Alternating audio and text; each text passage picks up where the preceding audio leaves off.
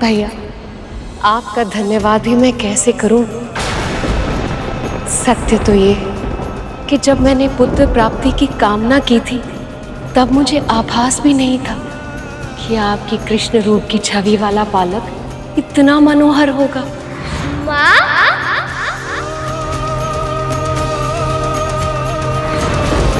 वो तो सच में इतना नटखट है, इतना मनमोहक है। जब मैं उसकी आंखें देखती हूँ, जब मैं उसका मुख देखती हूँ, तो मुझे इतने सुख का आभास होता है जिसकी मैं कल्पना भी नहीं कर सकती।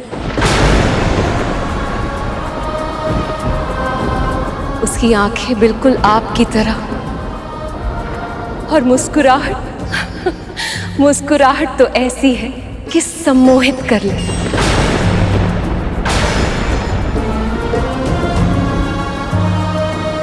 पता है, जब उसने मुझे पहली बार माँ कहकर पुकारा था तो मेरे हृदय को पूर्णता का आभास हो, ऐसा आभास जैसा मुझे पहले कभी नहीं हुआ।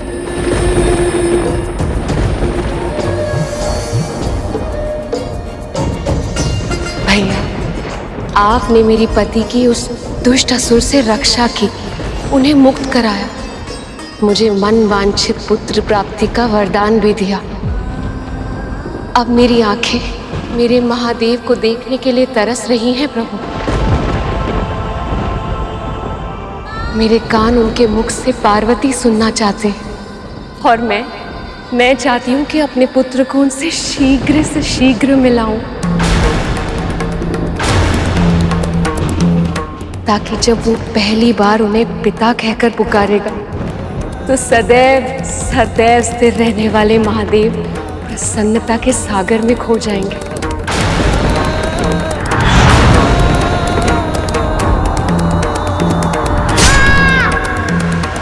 पर वो है कहाँ?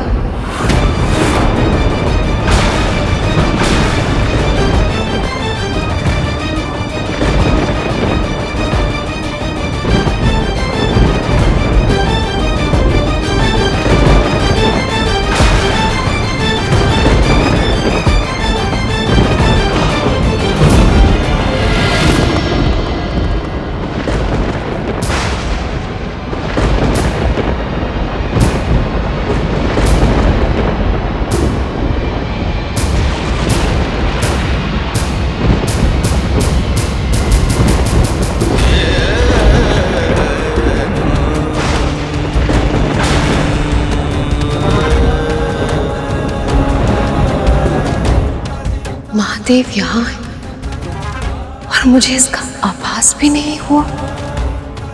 ऐसा क्यों?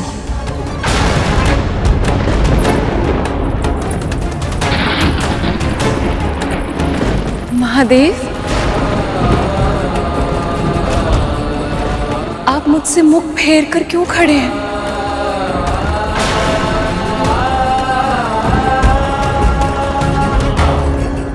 मुझसे कोई भूल हुई है क्या?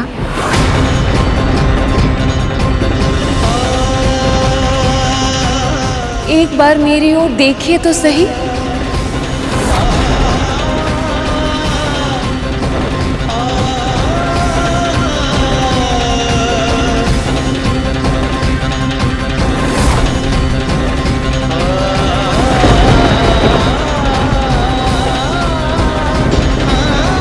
हुआ क्या है?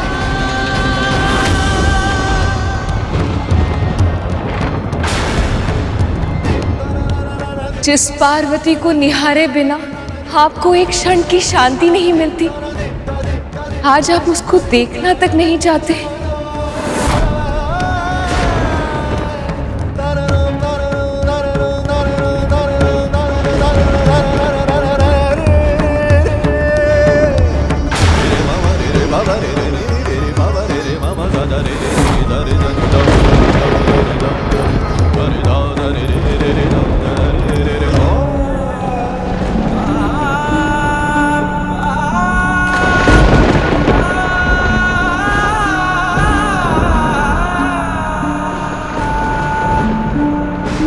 मेरे महादेव के मुख पे उदासी,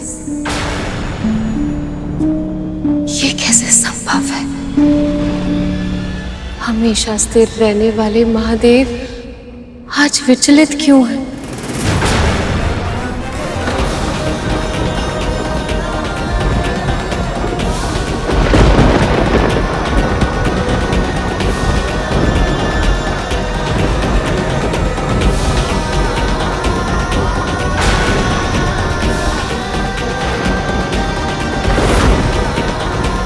आपको कैसे बताऊं प्रिय कि मुझसे जो क्षति हुई है वो आपकी क्षमा के योग्य नहीं है। मुझसे आपकी भावनाओं को ठेस पहुंचने की भूल हुई है। ये महादेव के मुख पर इतनी उदासी क्यों है? ये अवश्य कोई अनहोनी का संकेत है।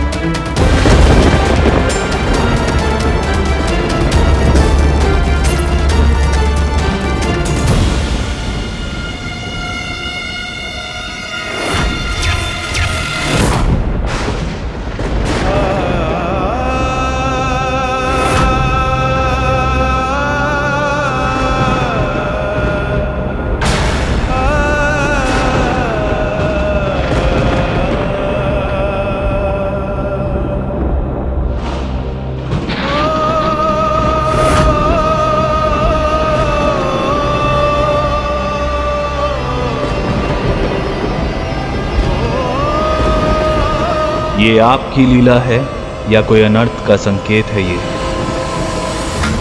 ये अवश्य संसार के कल्याण के लिए महादेव का परोपकार है। किंतु माँ की पीड़ा, काश मैं उनकी पीड़ा को ग्रहण लगा सकता।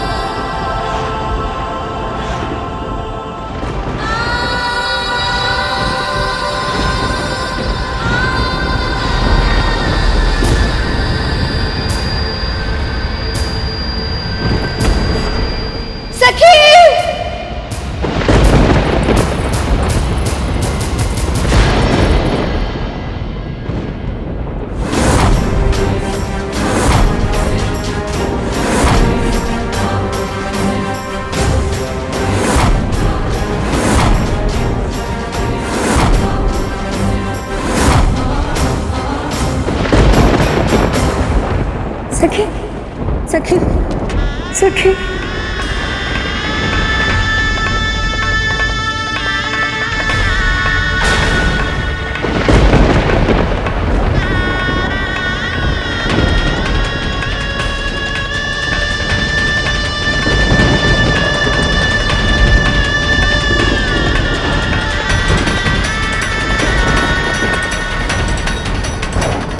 सखी।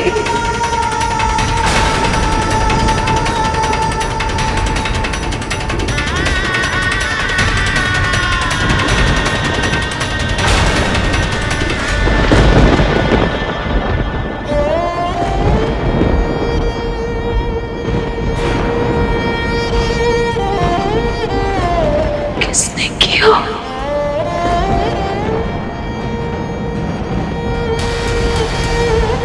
किसने किया?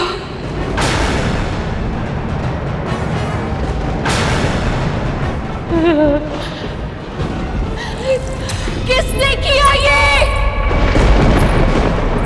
किसने किया ये?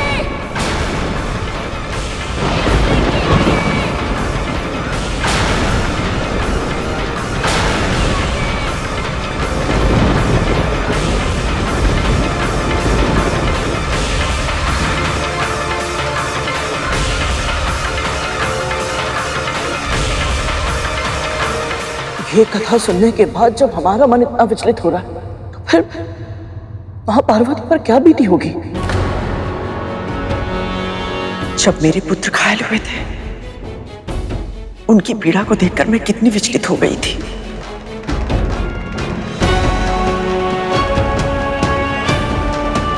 मैं समझ सकती हूँ कि देवी पार्वती की पीड़ा कितनी अधिक होगी।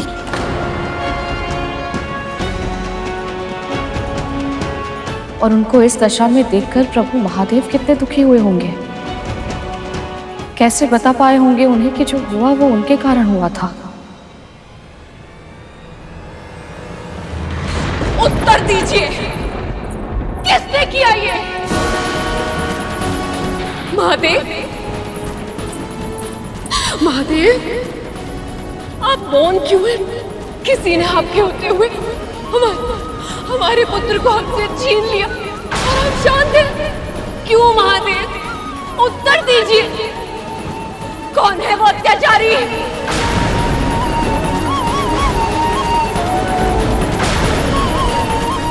आप सबको क्या लगता है, यदि आप मुझे सत्य नहीं बताएंगे तो क्या मुझे सत्य का पता नहीं चलेगा? शक्ति स्वरूपा हूं मैं, ऐसा कोई सत्य नहीं है जो मुझसे छुपा रह जाए।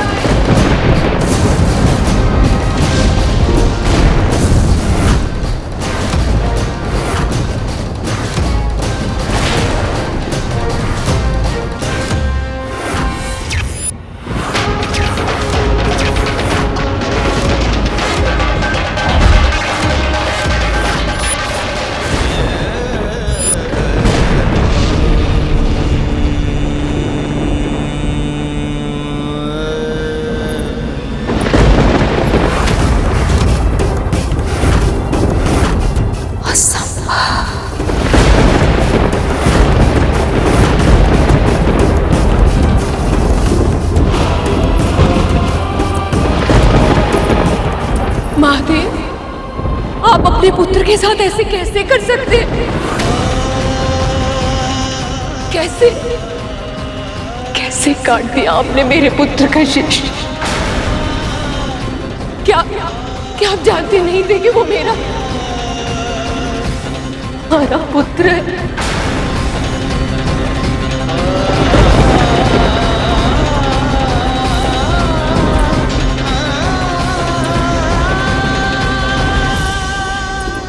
वो पुत्र जिसे पाने के लिए मैं वर्षों से तड़प रही थी।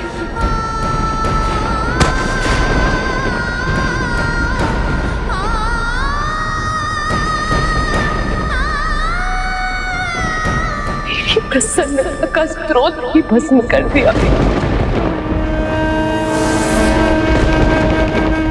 भस्म कर दिया, भस्म कर दिया, भस्म कर दिया।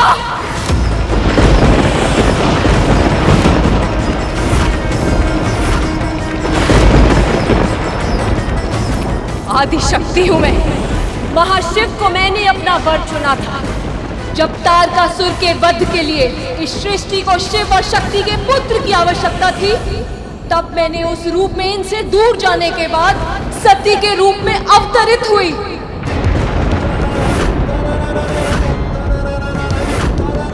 बहुत लंबी और कठिन तपस्या के बाद मुझे शिव मिले, लेकिन इससे पहले कि हमें पुत्र का सुख मिल पाता, मेरे पति के अपमान के कारण मेरे पिता दक्ष की यज्ञ की अग्नि में मुझे अपना दाह करना पड़ा।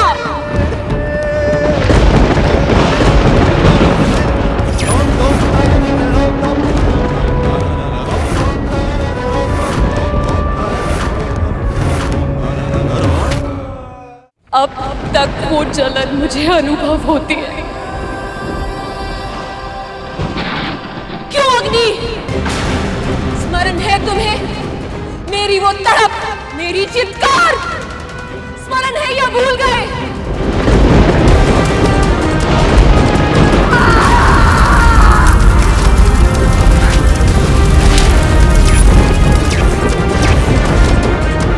पर शिव से एक पुत्र की कामना मेरी उस भस्म में भी जीवित थी, और इसीलिए इन्हें पाने के लिए मैंने हिमालय पुत्री पार्वती बनकर फिर से जन्म लिया। और आप समाधि में लिए आपको मेरे वापस आने का आभास तक नहीं हुआ। वर्षों तक तपस्या करनी पड़ी मुझे, तब जाके आप प्रसन्न हुए और हमारा विवाह हुआ। और हमारे विवाह के बाद क्या हुआ, स्मरण है ना आपको महादेव? स्मरण है ना कि क्या हुआ था मेरे पहले पुत्र कार्तिकेय के जन्म के समय?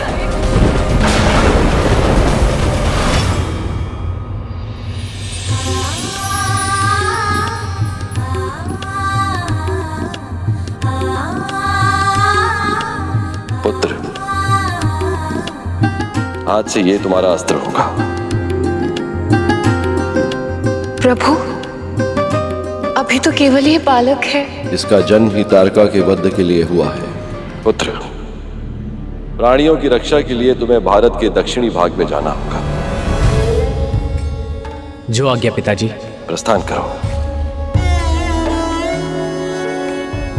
आशीर्वाद दीजिए पिताजी, आशीर्वाद दीजिए मां।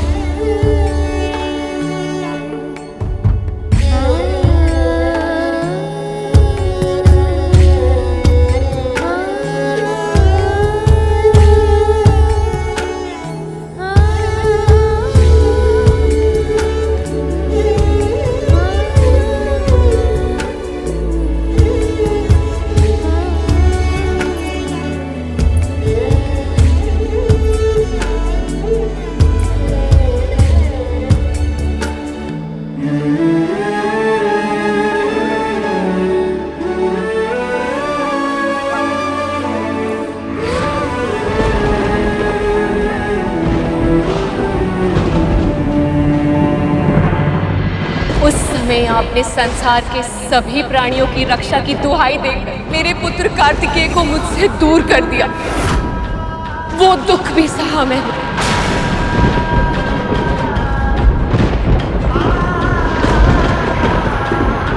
पर मेरे मन में एक पुत्र को दुलार करने की इच्छा और भी अधिक प्रबल हो गई।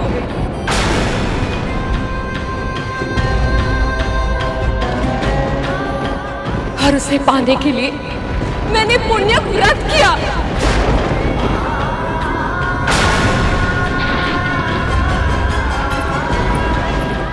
आपने तो स्वयं मुझे मनवांछित पुत्र का वरदान दिया था।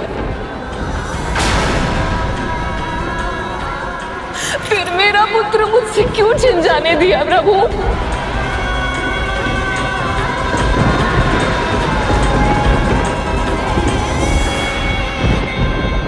क्यों नहीं रोका महादेव को? बोलिए।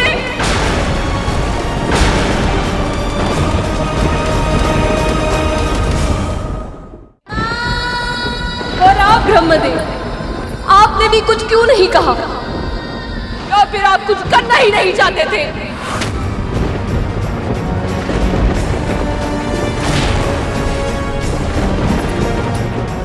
इस सृष्टि के आरंभ में आपने ब्रह्मदेव का अहंकार दूर करने के लिए काल भैरव का रूप लेकर उनका शीश काट दिया था।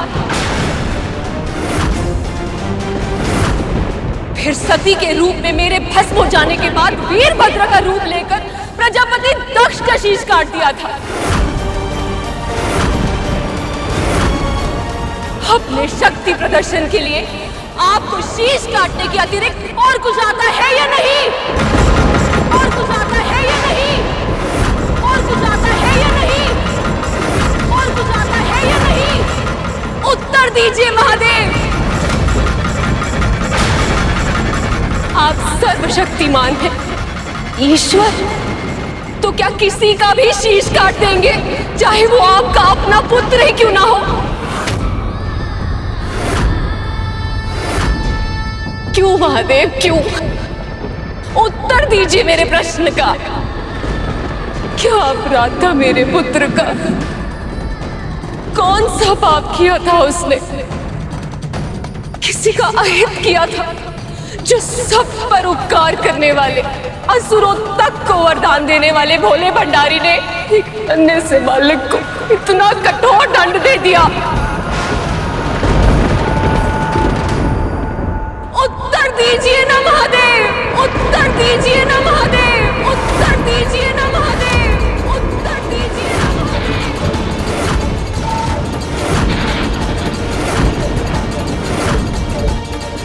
मुझे माफ करना सखी, मैं आपके पुत्र को मृत्यु से बचा नहीं पाई।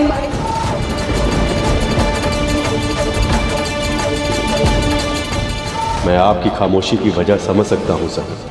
आपने तो मुझे हत्या के दंड से बचा लिया, लेकिन खुद देवी पार्वती के दोषी बन गए।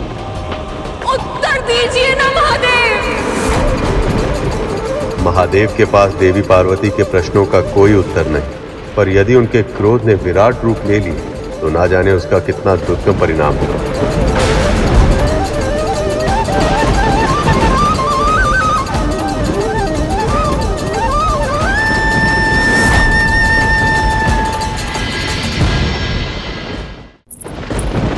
इस सृष्टि के आरंभ में आपने ब्रह्मदेव का अहंकार दूर करने के लिए काल भैरव का रूप लेकर उनका शीश काट दिया था। फिर सती के रूप में मेरे भस्म हो जाने के बाद वीरभद्र का रूप लेकर प्रजापति दक्ष का शीश काट दिया था। अपने शक्ति प्रदर्शन के लिए आपको शीश काटने के अतिरिक्त और कुछ आता है या नहीं?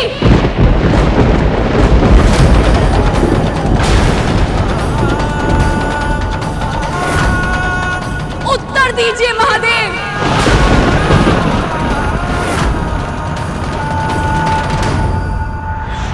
महादेव भी शांत थे।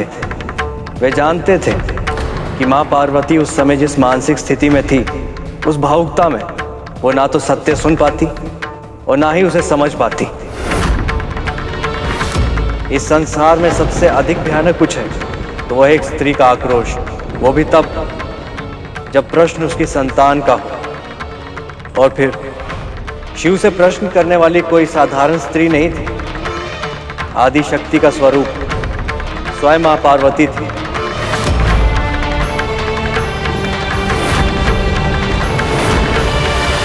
और उनके क्रोध को बढ़ावा देना किसी के हित में नहीं था।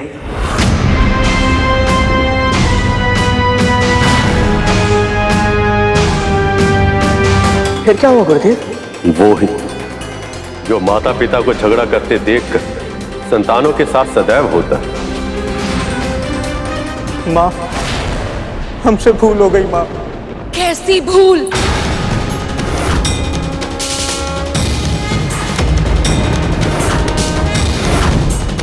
हमें नहीं पता था माँ कि जो बालक हमें कैलाश में प्रवेश करने से रोकने का प्रयास कर रहा था वो आपका पुत्र है।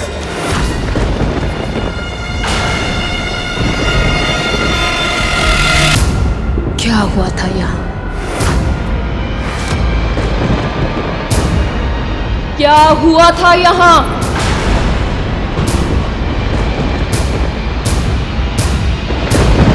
मैंने पूछा क्या हुआ था यहाँ?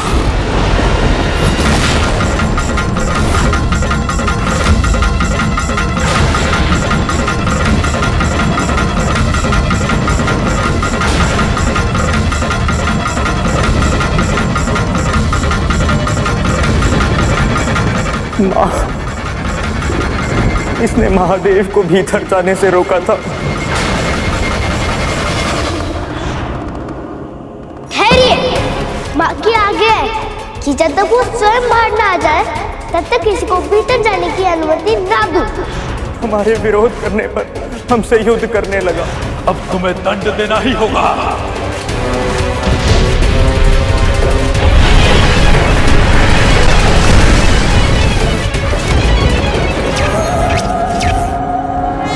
आपके दिए हुए दंड से देवताओं तक की दुर्गति कर दी थी इसने।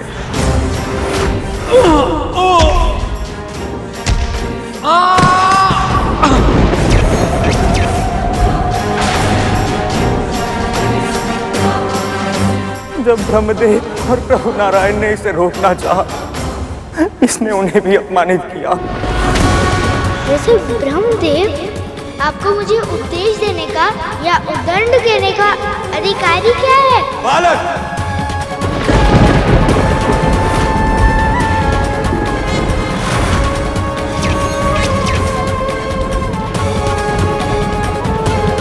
महादेव आए और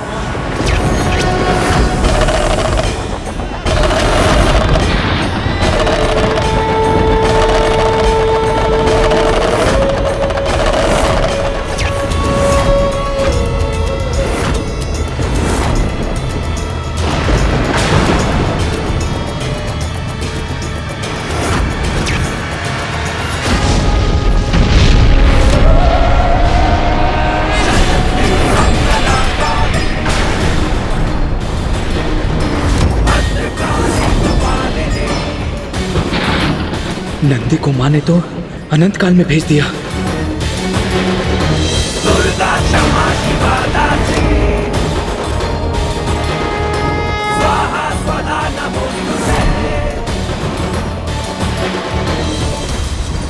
यदि मेरे पुत्र ने मेरे कहने पर आप सबको कुछ क्षण के लिए भीतर प्रवेश नहीं करने दिया, मेरी आज्ञा का पालन किया, केवल इसलिए आप सब दिव्य पुरुष मिलकर उस नन्हे से बालक से युद्ध करने के लिए तत्पर हो गए, कुछ क्षण भीतर नहीं आने दिया तो आप सब दिव्य पुरुष मिलकर उससे युद्ध करेंगे,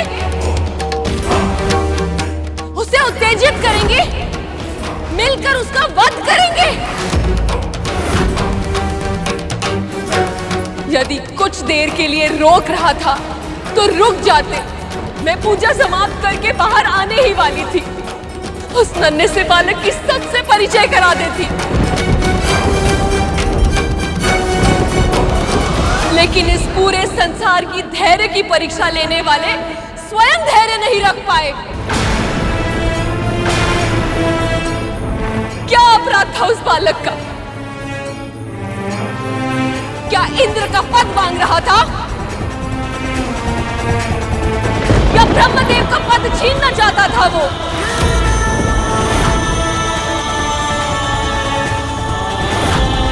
क्या आज के इस नृशंस हत्या के बाद इस पूरे संसार में कोई भी बालक अपनी मां की आज्ञा का पालन कर पाएगा?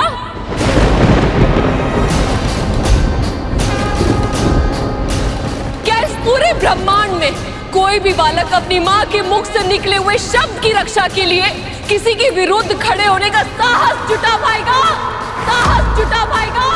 साहस जुटा पाएगा? साहस जुटा पाएगा?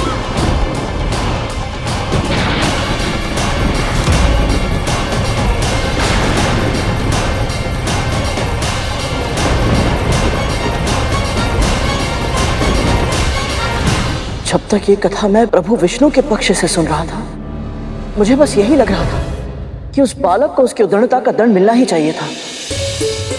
हाँ, तो अब जब मां पार्वती के दृष्टिकोण से सुन रहा हूं तो मन विचलित हो रहा है गुरुदेव।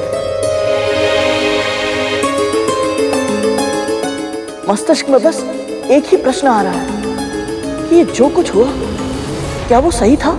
इसलिए हर विषय को उसकी संपूर्णता में समझना चाहिए कर, और उसके लिए आवश्यक होता है उसे हर दृष्टिकोण से देखना, जानना और परखना।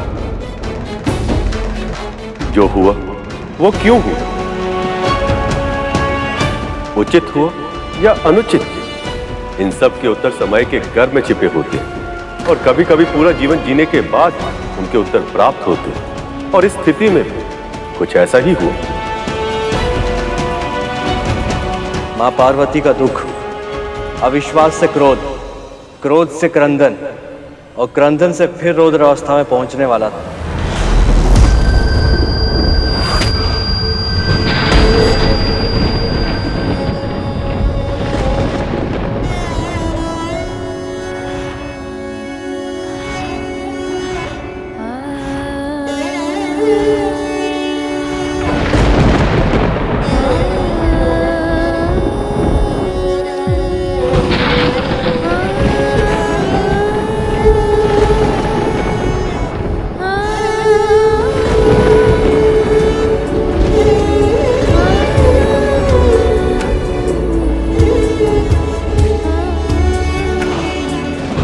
मैंने पहले भी इसे जीवित किया था, मैं इसे फिर से जीवित कर सकती हूँ।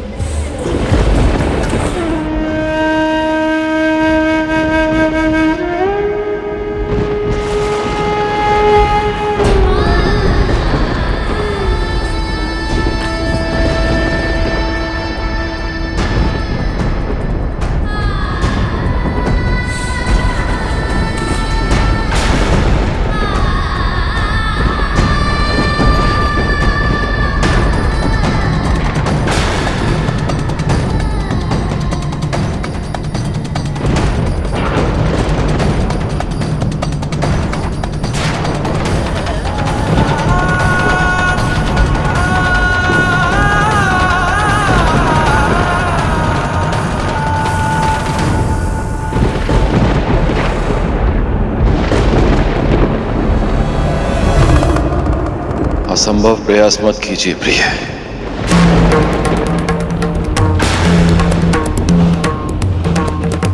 मेरे त्रिशूल से जो एक बार भस्म हो जाए,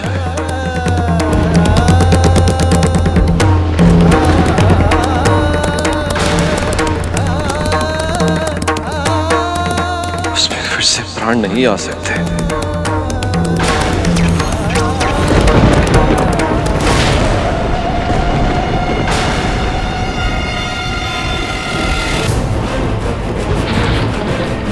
यदि मेरा पुत्र जीवित नहीं हुआ तो इस संसार का कोई भी प्राणी नहीं बचेगा। तो इस संसार का कोई भी प्राणी नहीं बचेगा। तो इस संसार का कोई भी प्राणी नहीं बचेगा।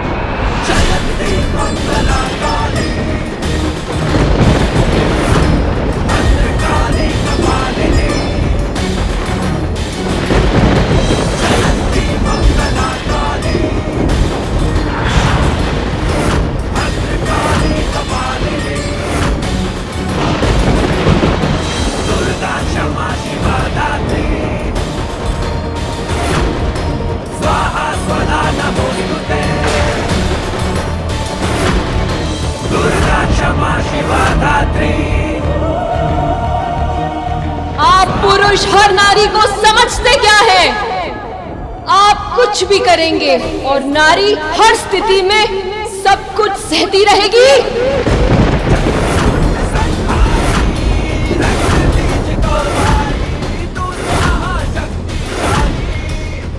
भ्रम में हैं आप। यदि एक नारी संसार को जन्म दे सकती है तो वो संसार को नष्ट भी कर सकती है।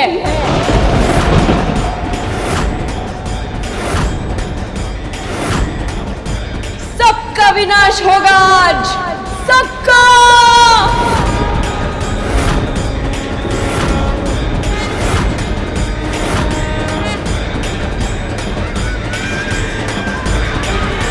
यदि मेरे पुत्र को जीवन का वरदान नहीं मिलेगा तो मृत्यु ने सबका वरण करेगी आज। तो मृत्यु ने सबका वरण करेगी आज। तो मृत्यु ने सबका वरण करेगी आज। कोई शेष नहीं बचेगा। कोई नहीं, कोई नहीं, कोई नहीं, कोई नहीं। महादेव, महादेव कुछ कीजिए। माँ को रोकिए, नहीं तो इस सृष्टि नष्ट हो जाएगी। महादेव रक्षा कीजिए प्रभु, रक्षा कीजिए। माता पार्वती के क्रोध से रक्षा कीजिए प्रभु, रक्षा कीजिए।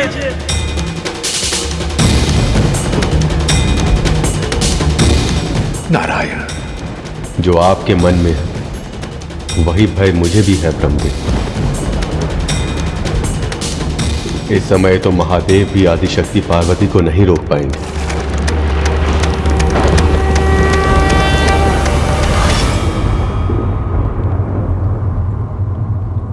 देव, अब आप ही अपनी सखी को समझाइए, रोकिए इन्हें।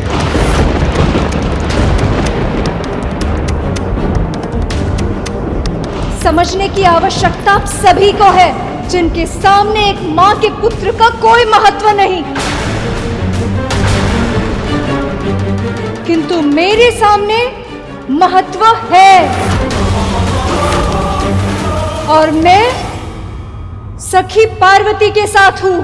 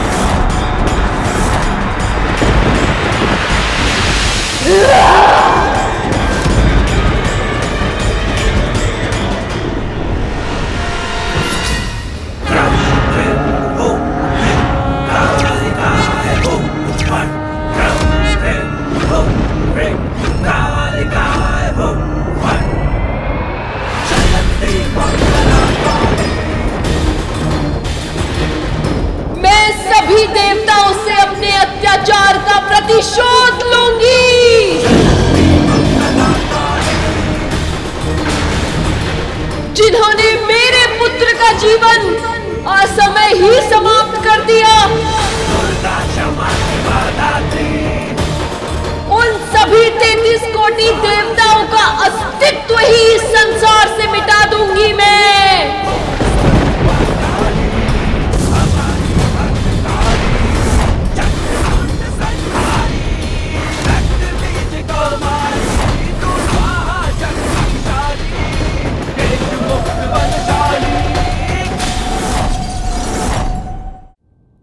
मां के उस रूप का वर्णन करने में मैं भी असमर्थ हूं। अपनी आंखों से देखकर, स्वयं उस ऊर्जा का साक्षी बनकर उनकी दिव्य शक्ति का अनुभव किया जा सकता है। एक सीधी सादी गाय भी अपने बछड़े पर संकट का आभास करते ही सिंह का सामना करने के लिए तैयार हो जाती, तो फिर वो तो आदि शक्ति है। उनकी शक्ति से ही यह संसार संचालित है। हम सब में उनकी शक्तियां हैं। तो फिर आदि शक्ति मां पार्वती अपने पुत्र की अकाल मृत्यु को कैसे सहन कर पाती?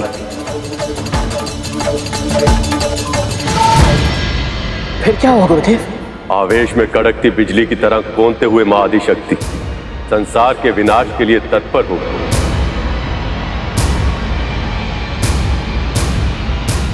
और उन्होंने अपनी उग्र शक्तियों को प्रकट करना आरंभ कर दिया। तुम्हें तो रक्षक बनना था, पर बन गए भक्षक।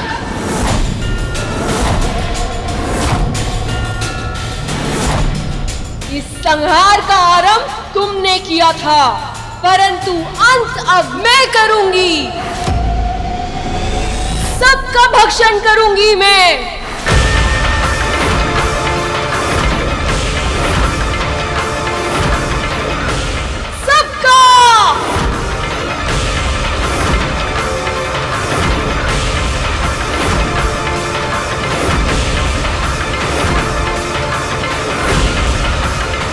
ये क्या कर दिया मैंने?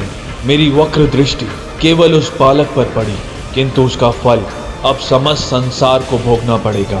कुछ कीजिए महादेव, रक्षा कीजिए प्रभु, रक्षा कीजिए।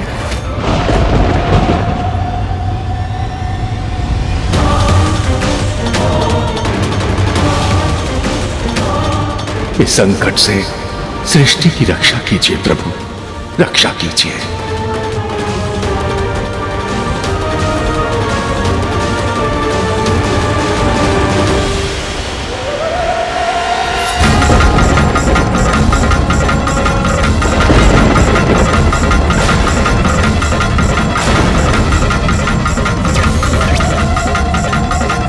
हे महादेव, अब देवी पार्वती के क्रोध से संसार की रक्षा कैसे होगी?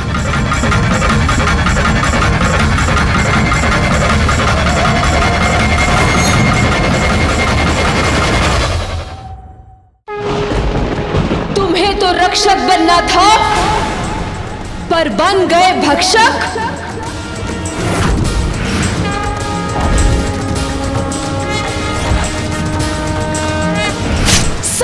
भक्षण करूंगी मैं सबका।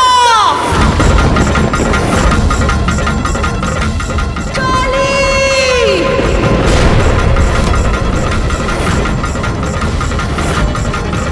मां ने आह्वान की और क्षण भर में मृत्यु, काल और परिवर्तन की देवी काली प्रकट हो गई।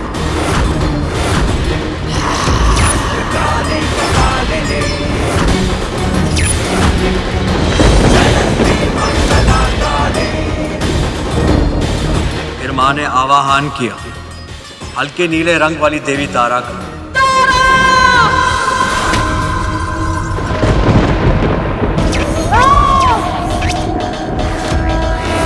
ऊर्जा के सभी स्रोतों की देवी हैं ये। यहां तक कि सूर्य देव को भी अपनी ऊर्जा इन्हीं से प्राप्त हुई।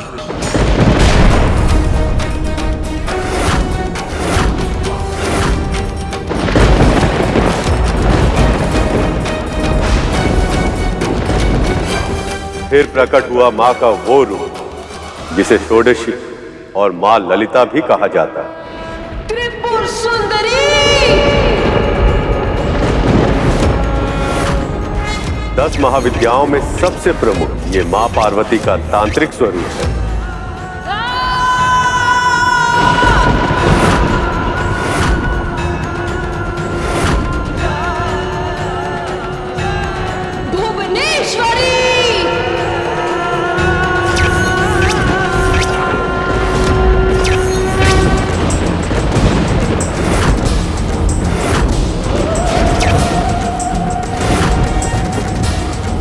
संसार में सभी का जन्म इन्हीं से हुआ है और अंत में सब कुछ इन्हीं में ही मिल जाता है।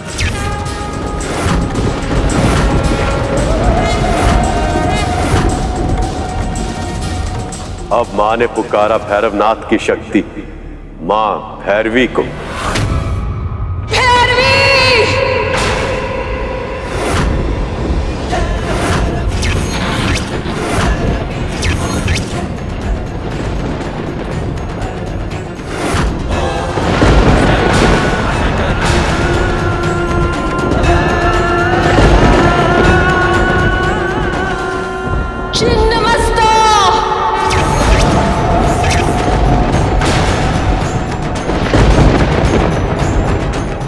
मां की पुकार सुनकर अब आई मां प्रचंड चंडिका, जो अपने ही हाथों में अपना ही कटा हुआ शीश धारण करती।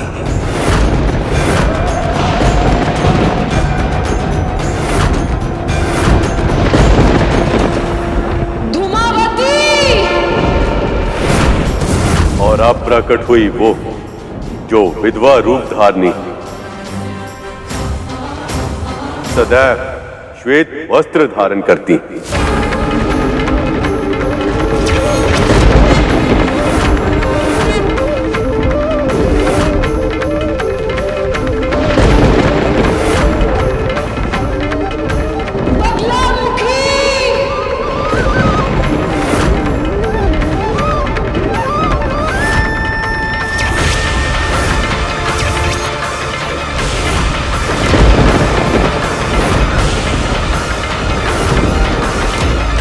अब सभी के मन में भय का संचार करने प्रकट हुई मां पीतांबरा, देवी का उग्र स्वरूप, जो क्षण भर में ही अपने शत्रु को स्तब्ध अर्थात शक्तिहीन करने में समर्थ।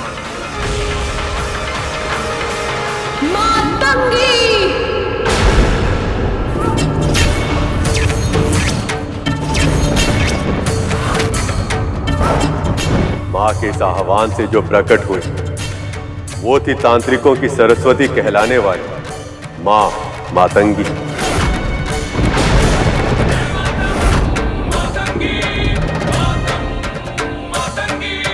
मां मातंगी सरस्वती स्वरूप।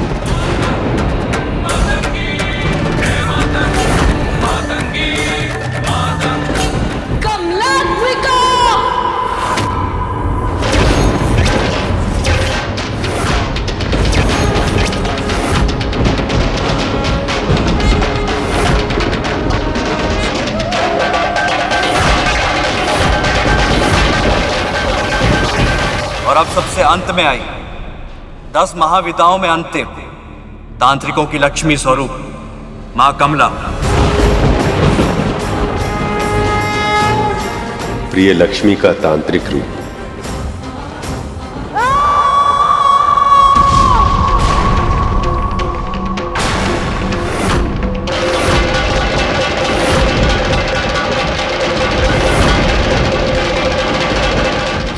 के लिए तत्पर हो जाओ।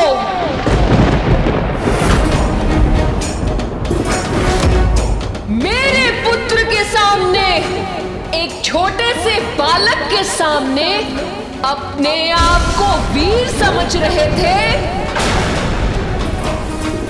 अब अस्त्र उठाओ और मेरा सामना करो।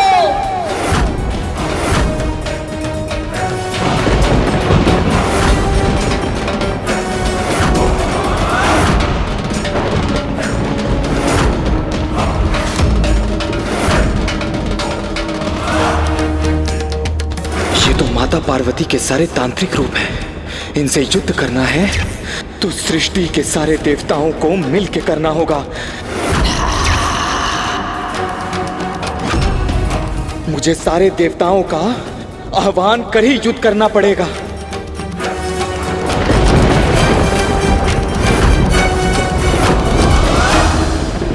देवताओं, आक्रमण!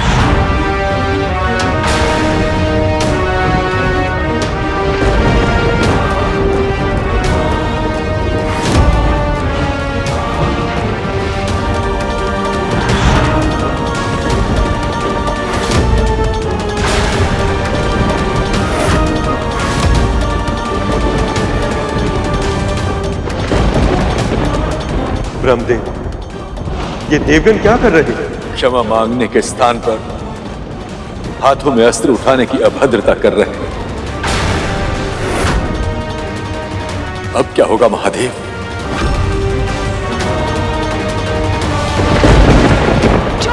योगिनियां प्रकट हो।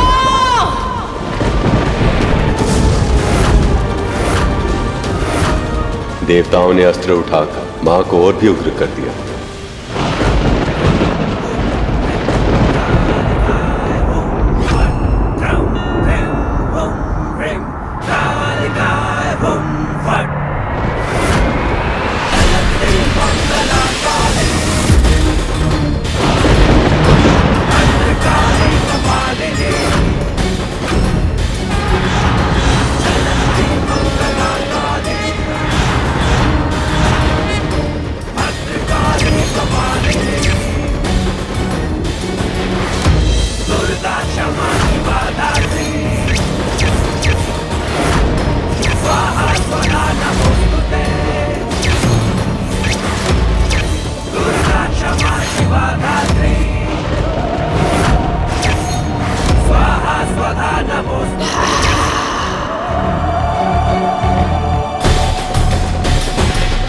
समस्त नारी शक्ति के उग्र रूप का सामना कैसे करेंगे सभी देवतागण?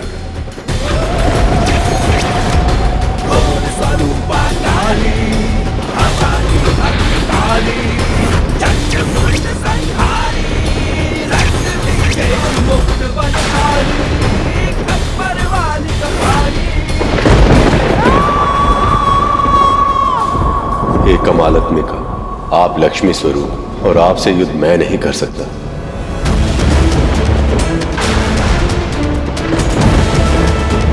मेरे तेज का स्रोत तो मां तारा है,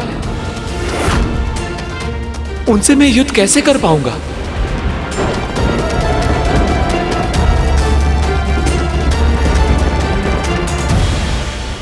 मां दुर्गा, उनकी 10 महाविदाएं, 64 योगिनियां, नारीत्व की ऐसी महान शक्तियां हैं जिनका सामना करना किसी के लिए भी संभव नहीं है। शीघ्र ही देवताओं को इस सत्य का आभास होने लग गया था।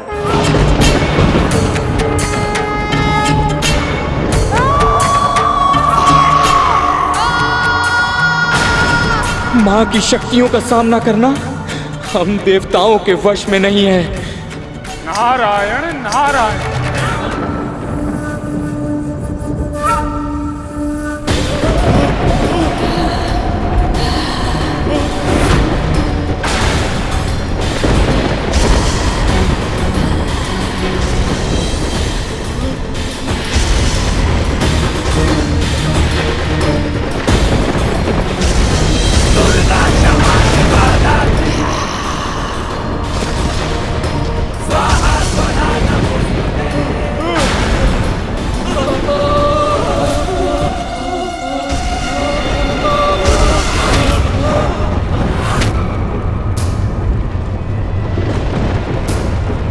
हम देवताओं को शीघ्र अति शीघ्र यहां से निकलना होगा।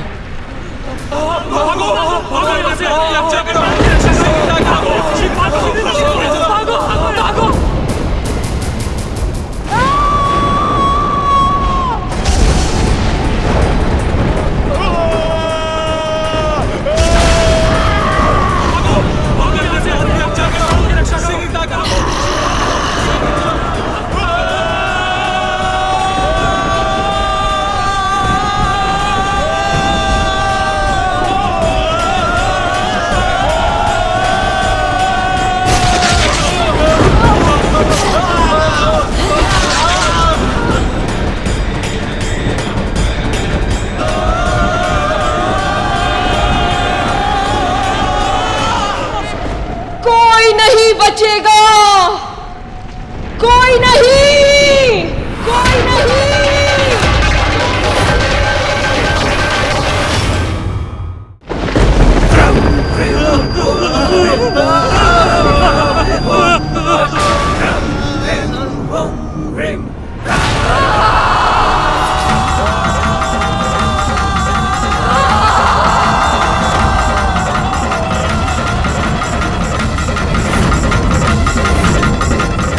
योगिनियों और महाविद्याओं की शक्ति बहुत अधिक है। इनके विरुद्ध अपने अस्त्रों का प्रयोग तक कर पाना संभव नहीं है।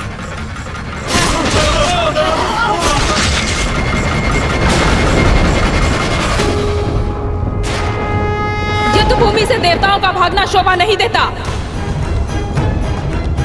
बूढ़ा तन है, मुख पर झुर्रियां पड़ी हैं। इन्हें तो मैं अपने वेग से क्षण भर में उड़ा दूंगा।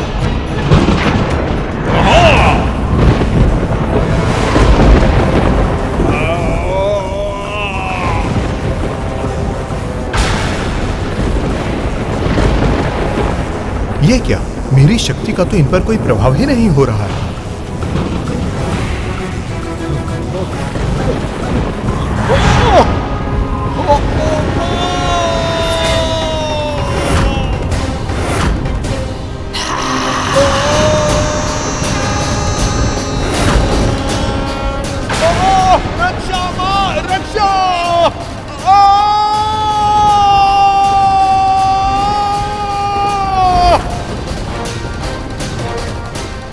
मां दुर्गा ने वायुदेव को निगल लिया। इनकी क्रोध की चपेट में अब कौन आएगा?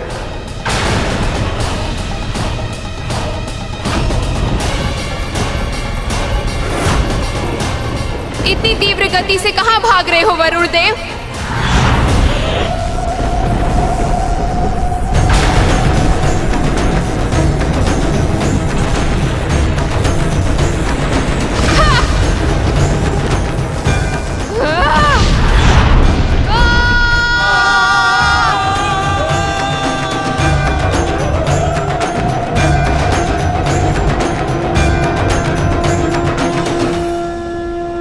वरुण देव भी मां के उद्र में समा गए।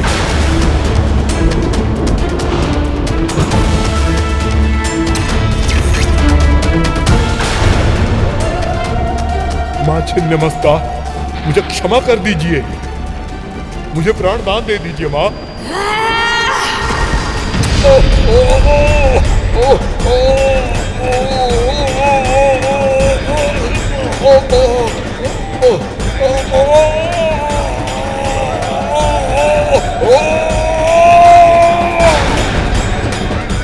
और यमराज,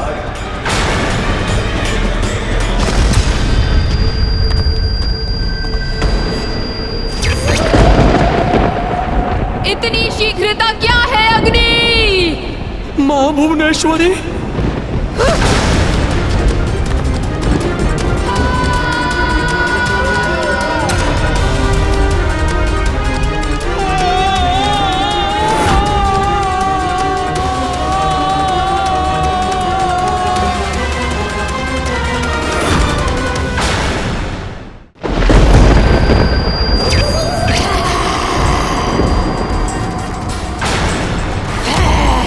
मां तारा, मेरी ऊर्जा की स्रोत।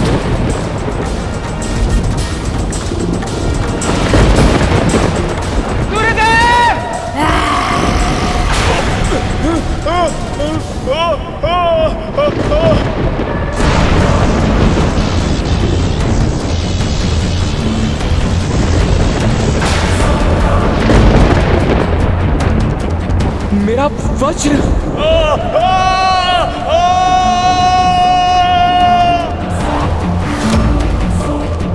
मेरे वज्र का भी इन पर कोई प्रभाव नहीं पड़ रहा है।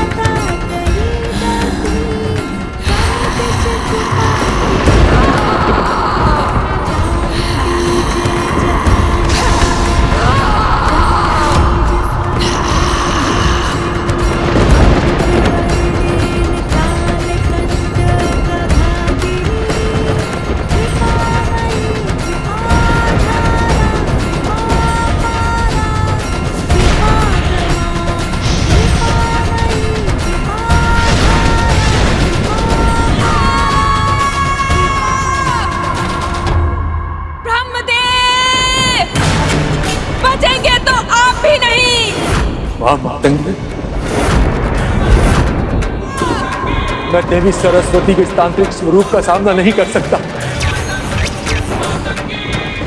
कुछ कीजिए महादेव, कुछ कीजिए।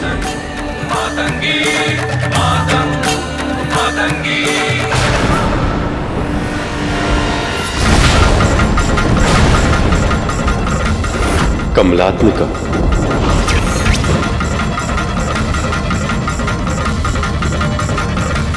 देवी लक्ष्मी के इस तांत्रिक स्वरूप का सामना करना मेरे लिए भी संभव नहीं। अब आपको ही कुछ करना होगा। मां दुर्गा को रोकिए, सृष्टि की रक्षा कीजिए महादेव।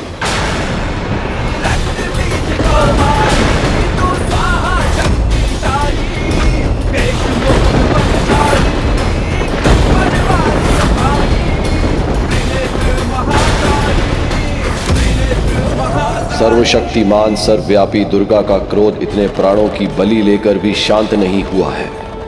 पर अब बस, पर अब बस, पर अब बस। बहुत रक्त बह चुका है मेरे कैलाश की धरती पर। अब मुझे इन्हें रोकना ही होगा, अन्यथा अनर्थ हो जाएगा, अन्यथा अनर्थ हो जाएगा, अन्यथा अनर्थ हो जाएगा।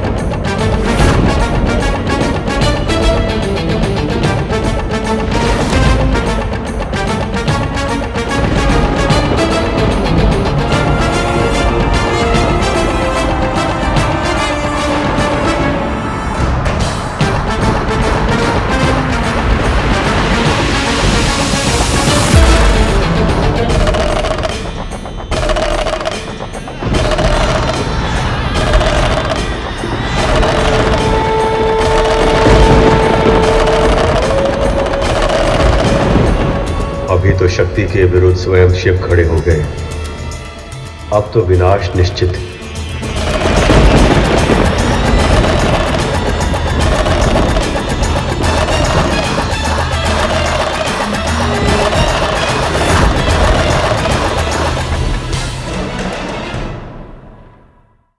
पक्षीराज गरुड़ के साहस भरे कारनामे देखने के लिए चैनल को सब्सक्राइब करें और साथ ही बेल आइकॉन दबाना न भूलें।